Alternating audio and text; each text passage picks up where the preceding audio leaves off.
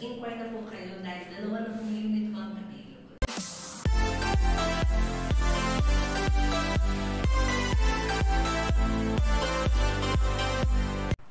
Hi sis! So welcome back to our channel. For today's video mga kasis, so i-room tour ko po kayo sa aming dalawang available na unit dahil nga available na po ang Unit 2 at Unit 7. So, umalis na po yung dating nakatira sa 10th floor na nag-check-in po sila sa akin ng 2 months dahil nga paalis na po yung asawa niya papuntang UK.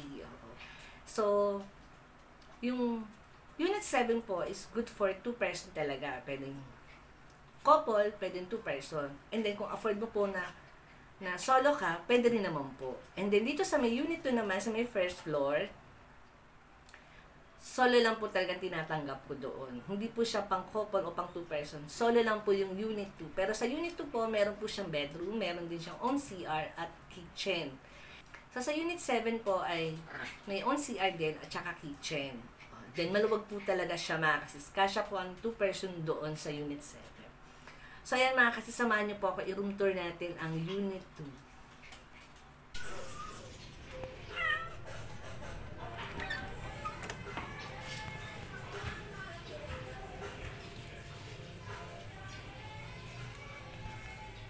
Hi sis, so ayan, ito po yung Unit 2, ayan, so sa Unit 2 po, ito po siya, meron na siyang kusina, and then meron na rin po siyang CR, and then, ang color talaga ng wall ko ay white, so samahan niyo po ako dito sa atin.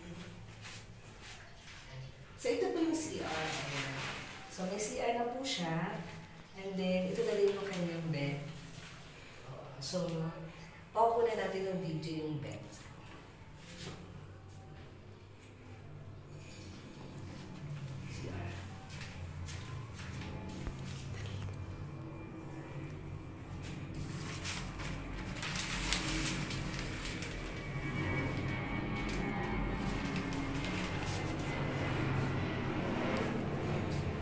So, ayan mga kasi. So, ating Unit 2 ay ready na po. Ay available na po siya. Ayan. So, inquire na po kayo. And then, so lahat po yan ready na po. Bago na po yung mga kurtina, lahat ng nasa room na to. So, ito yung Unit 2 na may kasamang bedroom at own CR at own kitchen. So, samahan niyo po ako sa Unit 7, sa 3rd floor.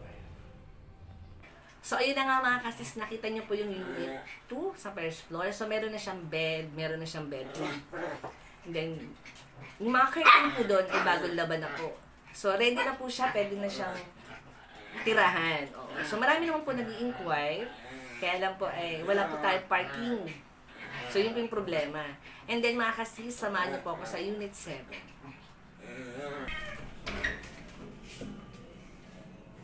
Hi sis, so ayun. Andito po tayo ngayon sa Unit 7 sa 3rd floor. So dito sa Unit 7, available na po siya. Ito naman wala po siyang bedroom. Studio type po ito. Pero dito sa Unit 7, meron na rin po siyang CR at kitchen. Malamang po itong Unit 7 po natin. So kanina po, galing po tayo sa Unit 2. So nag-video po tayo doon. Then after po doon, diniretso po tayo dito sa Unit 7. So samahan niyo po ako. So, ayan po. Dito sa Unit 7, mas maluwag, malaki yung kusina. So, ayan, nakikita niyo naman po. Malaki po yung kusina dito. Pwede po kayo dito magluto kung meron kang gasol. And then, di kuryente naman din po yung kanilang rice cooker. Pwede rin naman po dito. May mga gamit po dito na pwede nyo pong gamitin. So, ito po may lagayan ng mga plato. And then, sa baba po, okay na po yan. Tambakan nyo, stakan nyo ng mga gamit din yung ginagamit. Pwede po dyan. And then lahat po ng mga unit meron po kasama mga mineral. So ito po.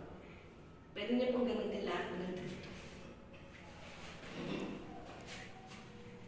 So ito po yung CR. Available na rin po. Malinis na rin po itong area na ito kasi nga ready na po tayo for viewing sa mga Unit 2 at saka Unit 7 po.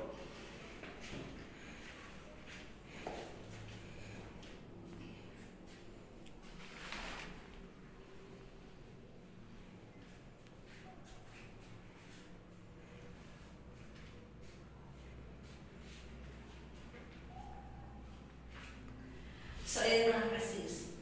Maraming salamat. Sinamahan niyo po ako dito sa room tour sa Unit 2 at saka sa Unit 7. So, mag-inquire na po kayo dahil dalawa na pong unit ko ang available. So yun lang mga kasis. Maraming salamat. Sinamahan ako sa room tour. So, ayan mga kasis, sa Unit 7 po ay third floor. Opo. So, talagang malaki po siya, maluwag po siya sa third floor. O, pang 2 person po yung pwede doon. And then, couple, pwede rin po. So, yun lang mga kasis. Maraming salamat dahil nga nag-iingay na yung aking mga 4 babies dito. Oo, naglalaro na po sila. So, maraming salamat. Sinamahan niyo po ako dito sa ating room tour. Oh, dahil dalawa na nga po ang available kong unit. Oh, baka naman, inquire na po kayo mga sis. Maraming salamat po. So don't forget to like and subscribe.